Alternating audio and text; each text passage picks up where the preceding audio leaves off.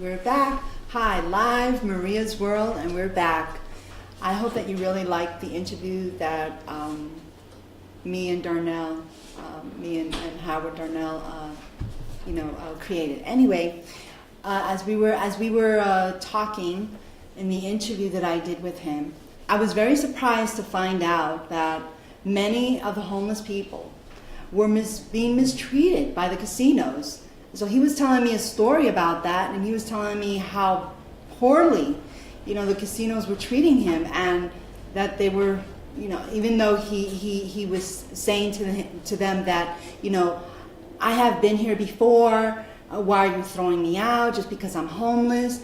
And it's so unfortunate because he kept, as he was saying this to me, I told him, I said, Howard, you're not the first person that has told me this about.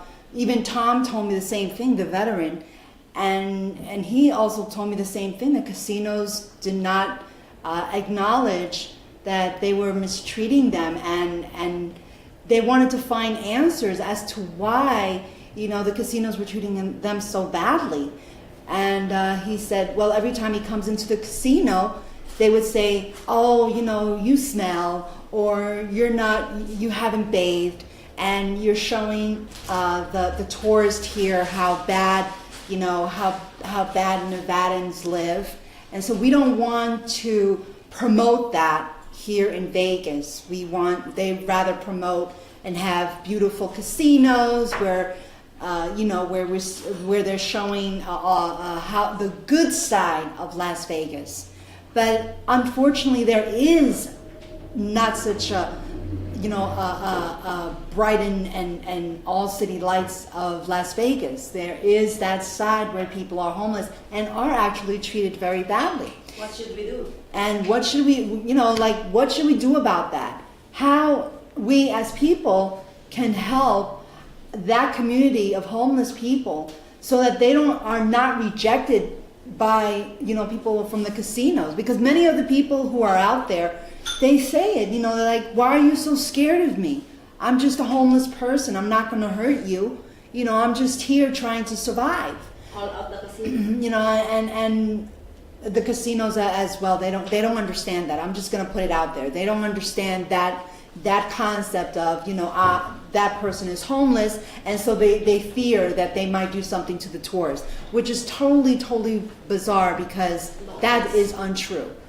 Also, the fact that, many of these people, like Howard, I found very surprising that when I passed by him, as I was looking at him, he had a sign, and I didn't even realize that what the sign had said until he showed me, and it said, work for food.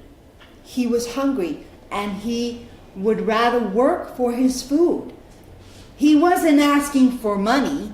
He wasn't asking for, millions of dollars, or, he was just asking for food. And if he had to work for his food, he would do it, which surprised me because he didn't say not one single word.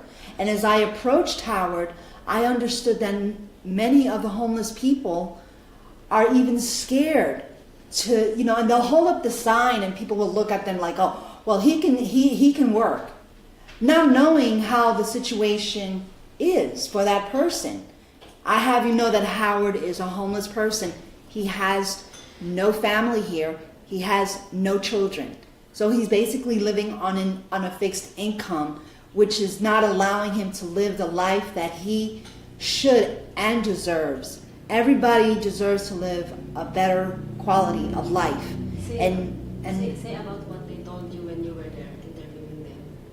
They are happy that they're being acknowledged, right? No, Yeah. I don't understand. Yeah, they said that they being acknowledged. Somebody's acknowledged. Oh yes, they also did. Thank you. They also told me that they were happy that I was doing this short documentary about homeless people, and they were happy that somebody was doing this because they wanted to voice out how they were being treated. Most of the people won't even talk to them, and even a lady named Valerie was telling me, oh, how we need to have a show or something of that, to be out there because many of the, because she has mental issues. And we don't know that. And we're just saying mental issues. And when we talk about mental issues, right away we're thinking, oh, she's crazy. Well, guess what? I had an interview with her and she's not crazy. I'm just trying to say that, don't judge a person just because they tell you, oh, well, I have a mental issue. About the McDonald's also. It was the same person, Howard, and McDonald's threw him out, knowing that every day he would go there just for coffee. And they threw him right out. They say, we don't want you here.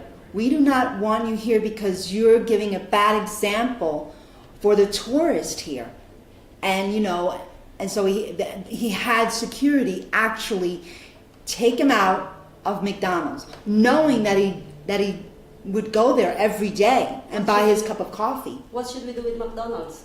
Yeah, what should we do? Very good question. What should we do about McDonald's? Because McDonald's lately has been having these issues coming up about not wanting homeless people there and there to eat. And I've seen many of the homeless people take their little change. I've actually seen this, take their little change and they put it on the counter, wanting to buy a meal or even just a cup of coffee. So that person who's homeless is actually not disrupting anything, or anyone there. They just want to have a cup of coffee just like you and I. They're not there to disrupt. So many times we come across people that, are less fortunate than we are, and we look at them like,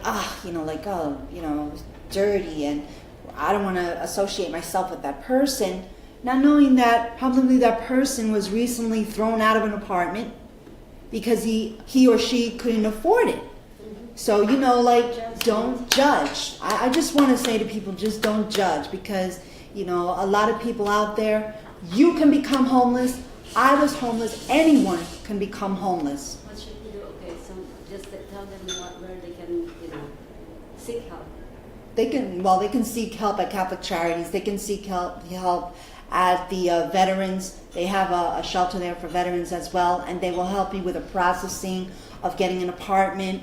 Shade Tree as well. They help you out with trying to find a job and trying to rebuild your life again. Sure, it's going to take time, like everything in life. It takes time, but always, you have to be a little bit more persistent and be a little bit more diligent about how you want things done and how fast you want them done as well. So this show is about so many things, but this particular show is important to me because I'm reaching out to you as an audience to really acknowledge that the next time you see a homeless person, don't just think that they just want to be homeless, because that's not the case. That's really not the case.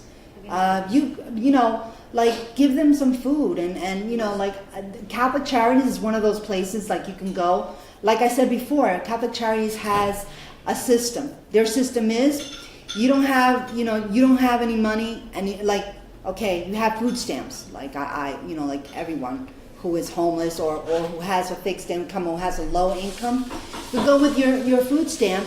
And you go there, and for $3, you get a whole meal. For a whole meal, which is very, very good. I don't know what to say about this.